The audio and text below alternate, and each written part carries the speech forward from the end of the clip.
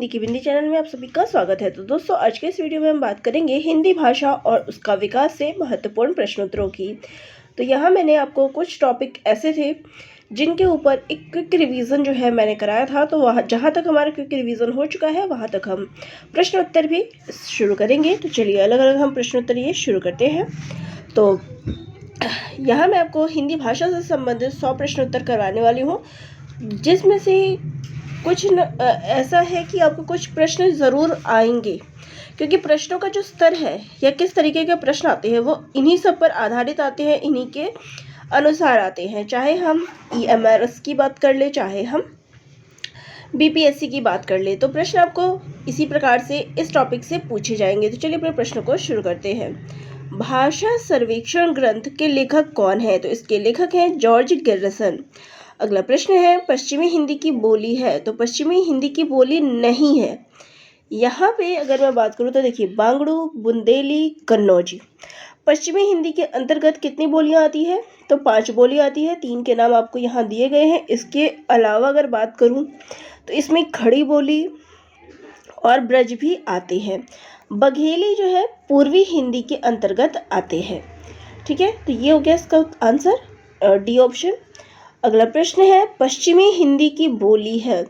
तो जैसे मैंने अभी आपको पश्चिमी हिंदी की बोली के बारे में बताया था कि ये आपको यहाँ दिया गया है। तो पश्चिमी हिंदी की बोली क्या है? ब्रज। भोजपुरी किसकी है? तो बिहारी की है। अवधी और छत्तीसगढ़ी जो है पूर्वी हिंदी के अंतर्गत आते हैं। तो ये जो है पश्चिमी हिंदी की बोलियां हैं, पश्चिमी हिंदी के अंतर्गत नहीं आती। ब्रज जो है पश्चिमी हिंदी के अंतर्गत आती है। इसके अंतर्गत 5 उपभाषाएं आपको देखने को मिलती है। चलिए अगला प्रश्न है, खड़ी बोली को डैश में सम्मिलित किया जाता है? तो खड़ी बोली जो है पश्चिमी हिंदी के अंतर्गत आती है। बिहारी क्षेत्र की बोलियां हैं। देखिए इसमें ऑप्शन देखिए, ब्रज है तो ब्रज तो खड़ी बोली में आएगा, तो यहाँ से हमारा ये ऑप्शन कट जाता है। फिर सेकंड अगर इसमें ऑप्शन देखते हैं तो इसमें भी क्या है? खड़ी बोली है, ये भी पश्चिमी हिंदी के अंतर्गत आता है, तो ये भी हमारा कट गया। यहाँ भी ब्रज है तो इसलिए हमारा ये ऑप्शन भी कट गया। यहाँ पे देखिए, मगही, मैथिली और भोजपुरी, ये तीनों भाषाएं जो है बिहारी क्षेत्र की बोलियां हैं, तो ये इसके अंतर्गत आ जाती हैं। चलिए अगला प्रश्न है, पश्चिमी हिंदी में सम्मिलित बोलियों की संख्या कितनी है? तो पश्चिमी हिंदी में बोलियों की संख्या 5 है। खड़ी बोली, बांगरू, कन्नौजी, बुंदेली और ब्रज। चलिए आगे यहाँ पे सुमेलित करना है। तो मेवाती और अहीरवाटी ये कहाँ की बोलियां हैं? राजस्थान की। कन्नौजी, कन्नौजी किसके अंतर्गत आती है? पश्चिमी हिंदी के अंतर्गत। अवधी पूर्वी हिंदी के अंतर्गत, और भोजपुरी जो है वह बिहारी हिंदी के अंतर्गत आती है। अगला प्रश्न है, हिंदी क्षेत्र की बोलियों की कुल संख्या कितनी है?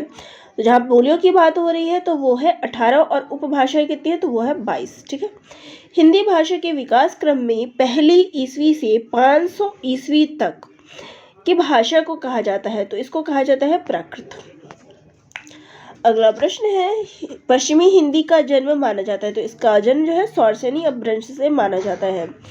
शौरसेनी भाषा से संबंधित है, तो राजस्थानी, पहाड़ी और गुजराती ये सभी जो है शौरसेनी से शुरू होते हैं। पूर्वी हिंदी भाषा का जन्म डैश से माना जाता है? तो पूर्वी हिंदी का जो जन्म है वो अर्धमागधी से माना जाता है।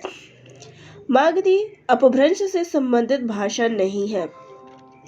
बिहारी, बंगला, असमिया ये तीनों जो है मागधी अपभ्रंश से संबंधित है, लेकिन सिंधी जो है वो इससे संबंधित नहीं है, ये पहाड़ी हिंदी से आ जाती है। गुजराती भाषा का विकास जैसे होता है? गुजराती भाषा किसके अंतर्गत आती है? शौरसेनी अपभ्रंश के अंतर्गत आती है। हिंदी क्षेत्र में बोली जाने वाली उपभाषाओं की संख्या कितनी है? तो इसकी संख्या 5 है। खड़ी बोली हिंदी का क्षेत्र नहीं है, तो बदायूं जो है वो खड़ी बोली हिंदी का क्षेत्र नहीं है। बाकी सहारनपुर, मुरादाबाद, बिजनौर जो है वो खड़ी बोली का क्षेत्र है। बदायूं में कौन सी भाषा बोली जाती है? तो यहाँ पे ब्रज भाषा बोली जाती है। आगे प्रश्न लेते हैं, मुजफ्फरनगर तथा रामपुर क्षेत्र में बोली जाती है? तो यहाँ पे बोली जाती है खड़ी बोली। बुंदेली, कन्नौजी और बघेली जो है मुजफ्फरनगर तथा रामपुर क्षेत्र में नहीं बोली जाती। फिर आगे बात करेंगे अगले प्रश्न पे।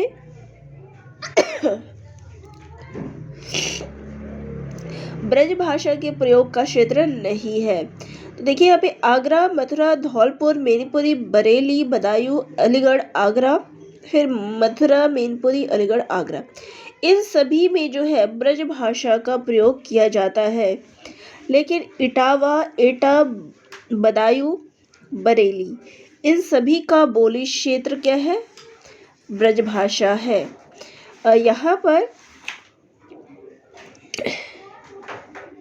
तो यहाँ पर देखेंगे कि ये प्रश्न जो है इटावा, एटा, तो यहाँ पे हम कह सकते हैं कि प्रश्न ही गलत है, क्योंकि इन सभी क्षेत्रों में क्या है? ब्रज भाषा का प्रयोग जो है होता है। इन चारों ही ऑप्शन में जो है आपका ब्रज भाषा का प्रयोग होता है। चलिए आगे प्रश्न लेते हैं। अवधी बोली का क्षेत्र नहीं है। तो अवधी बोली का क्षेत्र नहीं है, तो इसका उत्तर है रायपुर, गोरखपुर, गाजीपुर और बलिया।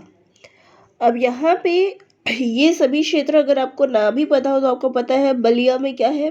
भोजपुरी चलती है। गाजीपुर, गोरखपुर, यहाँ पे जो भाषा है वो क्या हो जाएगी? भोजपुर है। तो यहाँ पे अवधी जो है वो इस क्षेत्र की बोली नहीं है। अवधी भाषा के कवि नहीं है तो नंददास, क्योंकि नंददास जो है वो ब्रज भाषा के कवि है। अष्टछाप में आपको पता है कि अष्टछाप के कवि है, और अष्टछाप में क्या है? कृष्ण काव्य परंपरा। कृष्ण काव्य जो है अधिकतर ब्रज भाषा में रचे, तो ये ध्यान रखिएगा, इस हिसाब से भी आप लर्न कर सकते हैं। अवधी भाषा का उद्भव किससे माना जाता है? तो अर्धमागधी से माना जाता है। इन्होंने ब्रज भाषा में साहित्य रचना नहीं की, तो मुल्ला दाऊद ने, क्योंकि इन्होंने अवधी भाषा में रचना की है। और मुल्ला दाऊद की कौन सी रचना है? तो चंदायन। चंदायन जो है वो अवधी भाषा की रचना है, सूफी काव्य के अंतर्गत आता है।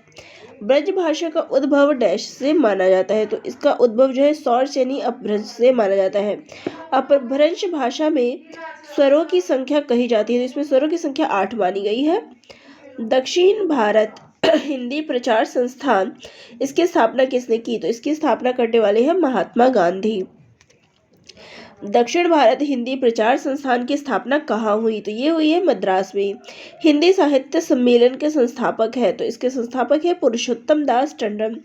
आधुनिक भारतीय भाषाओं का विकास किस भाषा से हुआ है? तो इसका विकास जो है अपभ्रंश से हुआ है।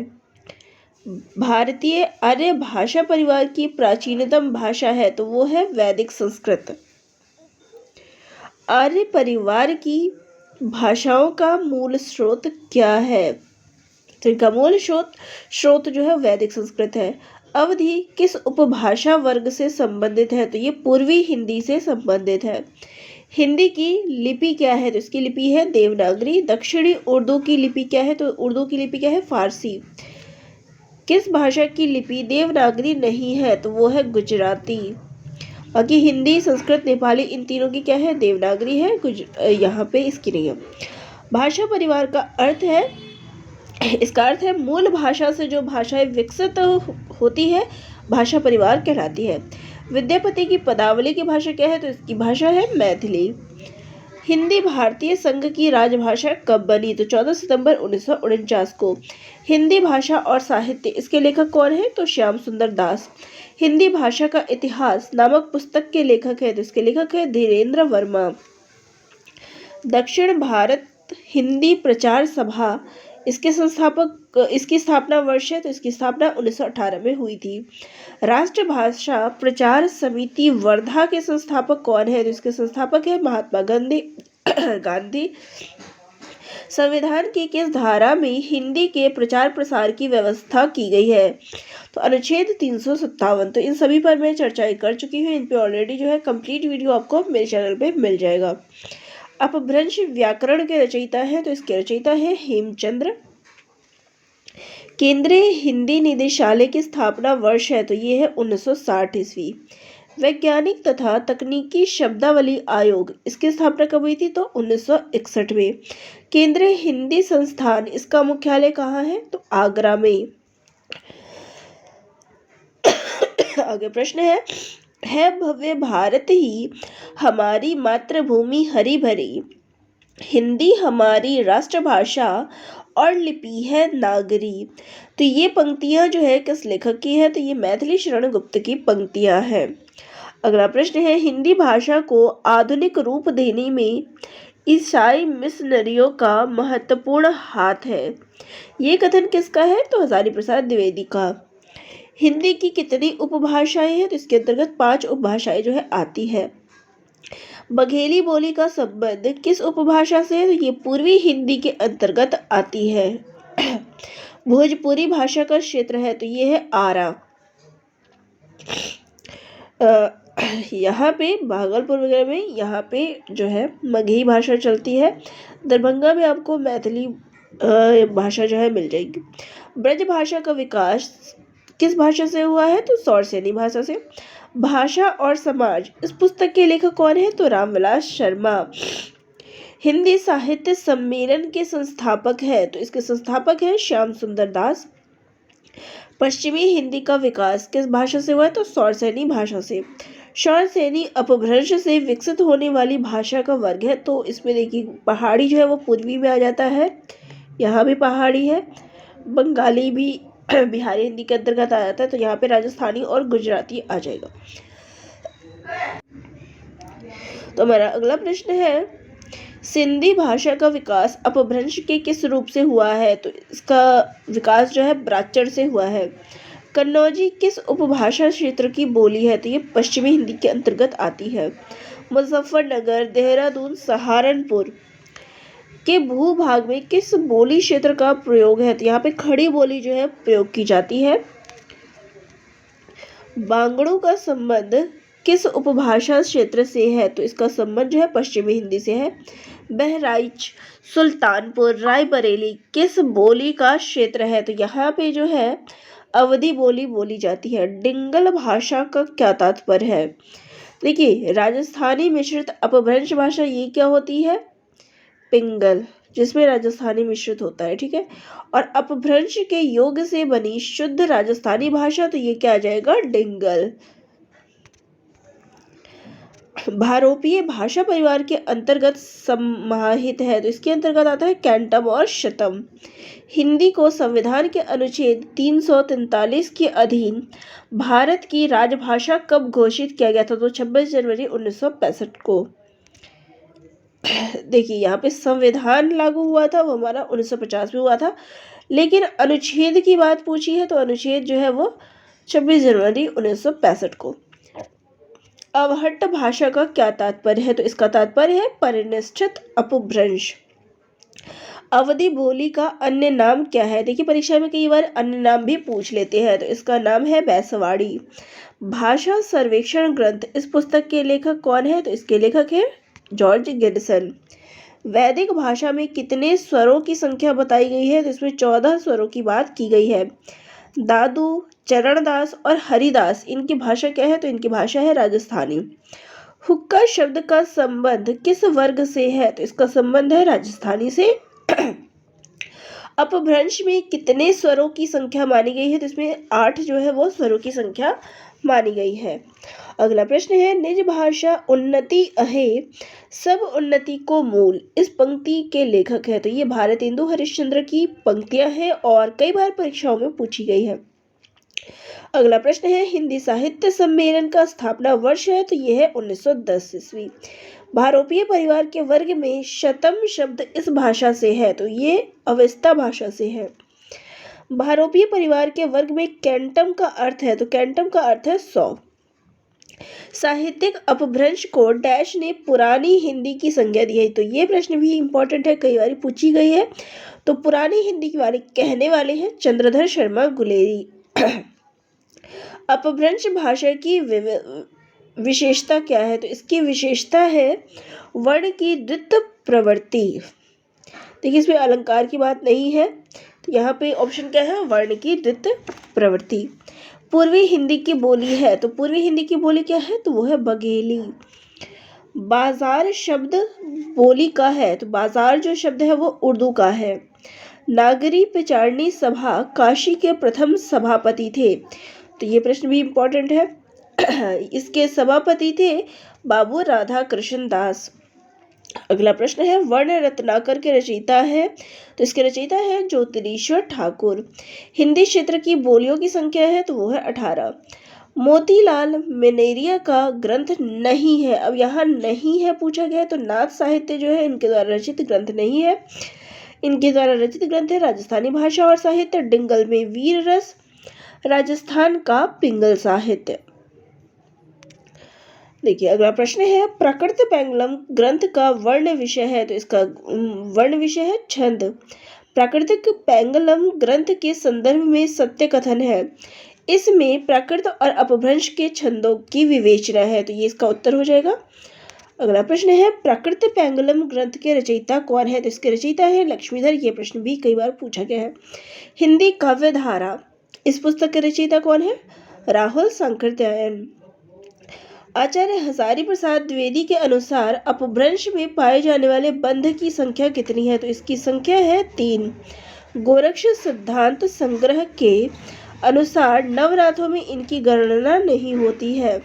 देखिए नागार्जुन, हरिश्चंद्र, सत्यनाथ है, लेकिन ज्ञानीनाथ जो इसके अंतर्गत नहीं आते हैं।